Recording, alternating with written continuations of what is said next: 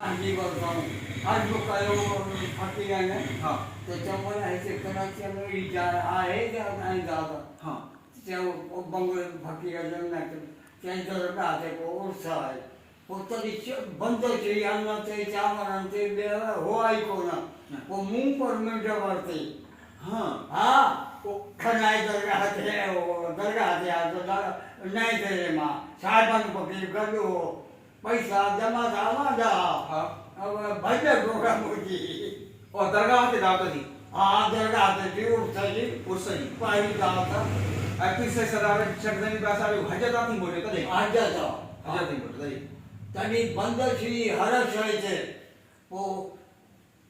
अरबाब नालो तो घुमरो मुरलीजा पीछा जो पारतम किए जो अरबाब घुमरो हां ओ वडो व्यापारी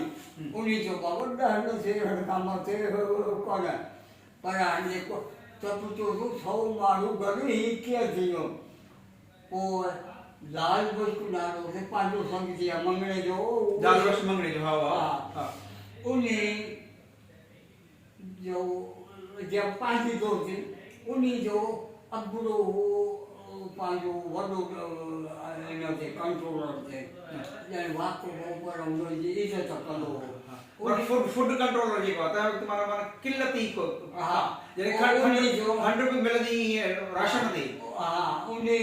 खंड से वो राशन दे उन्हीं जो जे करी कोशिश कंदो त ही खुदा कारण जी गाला आई मदद आऊं कदो सम थी वीजो वो भज जो मुझी वो परमेंट नहीं दे रे मां वर्षों सु 40 गुणो नगर जो के दरगाह थे तनी से बंद छई हर पानी खबर से हर शय से जानता हो के तवानी खिदमत घणिया सही वरणमणी तरीके में तवानी खिदमत तमाम घणिया तरीको वरा फकीर जो है वरा फकीर साईं जमात ने घाला थी और साहिब रे फकीर जो भी तमाम वरो खिदमत आहे बड़ी जमात में उन्हें करे साहिब रे फकीर आहे तवा आयो गाली के बुजुर्ग है मुखे बाबी ते हकीकतन मुखे पे अभी ते साहिब ने फकीर मोहम्मद बेचारा कहो जो ये तरह कैसे गयो जो तुम हम सबको वाकफ थी लो अल्लाह का खुश हो दुआ में बस आला